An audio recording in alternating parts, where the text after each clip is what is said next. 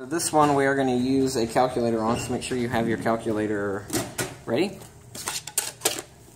First thing we want to do is to rewrite this in vertex form. So you could complete the square, but it might be easier to just find what the vertex is using negative b over 2a. So negative 176 over 2 times negative 16. Don't forget you have your calculator.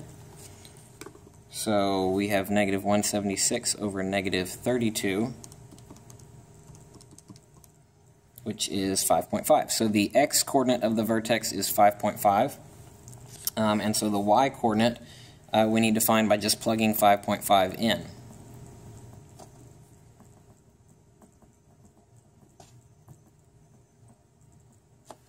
So we can just type that straight in here. Negative 16, 5.5 squared, plus 176 times 5.5, plus 15. And we get 499. So if the vertex is 5.5499, and we know that this a value is the same no matter what form I'm in, I can go ahead and write the vertex form. This a value transfers to right here, x minus 5.5 squared plus 499. So I use my vertex, and I know my a value, and that's all I need to know to write the vertex form.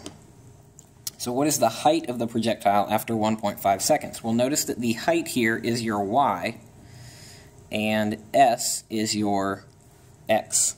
So it's saying, what is the y value when x is 1.5? Well, that's very easy. We could use either this equation in standard form or this equation in vertex form, but all I need to do is plug in 1.5 for x. So I'm just going to say y equals, or I guess I should say h of s equals negative 16 times 1.5 plus 176 times 1.5 plus 15. So I'm just going to change this to 1.5 and change this to 1.5, and the answer is 243. It's 243, and the height is in feet, so make sure you put units there. Okay, what is the maximum height reached by the parabola, or by the projectile? So you can see that this is opening downward because we've got the negative a value, which means that the maximum height is going to occur at the vertex, which is this right here. So the maximum height is going to be 499 feet. Part D, at what times will the projectile be at a height of 463 feet? So keep in mind, right, the height is the y and the time is the x. So it's saying at what time, at what x value, will the projectile be at this y value? So we're going to still use the same equation. We can use either this one or this one. It doesn't really matter. We're going to solve this on the calculator, so it's really not going to make any difference. I'll just go ahead and use the standard form. If this is my y value, I'm going to put 463 in for where h of s is.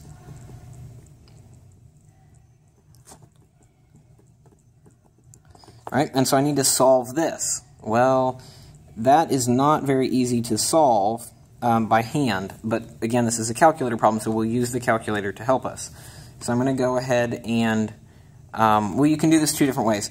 You can move the 463 over here and make it equal to 0, and then we're looking at when does this equation equal 0, or you can just graph this side over here on the right and graph the number 463 and see where they cross.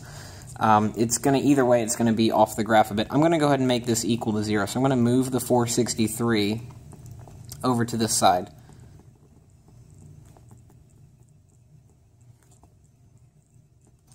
So 15 minus 463 is negative 448. So I'm going to graph this equation right here. So negative 16x squared plus 176x minus 448. Now when you hit graph, you're going to see nothing. It's not going to be on the screen at all. Oh, I guess you can see it go up and go down. But I'm really looking for when is this parabola at 0. So you can see it's going to be at that time right there and at that time right there. That's when this equation is going to equal 0. That's when this equation up here would have been equal to 463, because these are equivalent equations. This one's just a little easier to use the graph with because I have that 0 there. So now I need to basically calculate at what time is that at 0, right? Well, we just did that in a previous problem where we calculated the x-intercept. So we're going to go to the calculate button right there.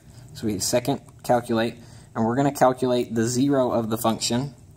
Remember, it's going to ask me to be on the left and on the right. If you can't see where it is, you can look at these numbers right here. It's just now at 1, it's at 2, it's at 3. Oh, we just saw it for just a second. There it was. So if I want to be on the left, right now I'm on the right of this point. I'm just barely to the right of it. So I need to go to the left. It's right down there. It is to the left, and you can see the y value is negative. So hit enter, it's on the left. Now I need to go to the right. It's looking for that sign change. So now I'm up here, I'm on the right, and then have it guess. So that first time that it's going to be at a height of 463 is at 4 seconds. So that's on the way up, that it's at that height of 463, but it's also going to hit that same height on the way down, and that's going to happen at the second one. So we can go calculate that one. I need to be on the right. Again, watch your y values here. We're getting closer. There it is. So I'm going to go ahead and hit enter there for being on the left, and then I'm going to hit enter there for being on the right, and I'm going to find that x-intercept is at 7. So 7 seconds. Those are the 2 times when the projectile is going to be at the height of 463 feet. And then the last question is, after how many seconds after launch will the projectile hit the ground? So it's the same question as this one, except now, what is the height at the ground? Well, that would be 0. So they're asking, what is the x value when y is 0? So back in my original equation, I'm looking for the x value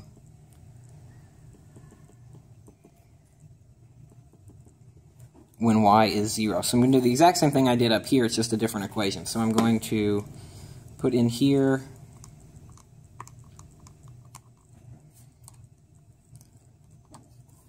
right, so I'm going to graph this side of the equation, and then I'm going to look at when is it equal to 0.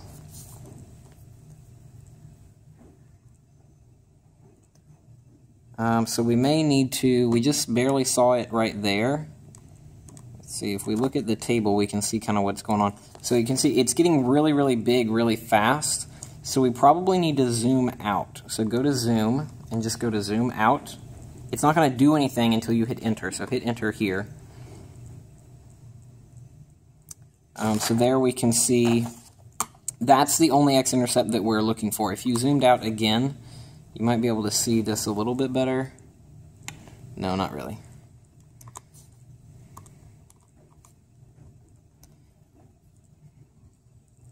So this parabola, if we look at the table, we can get a picture for what it's doing.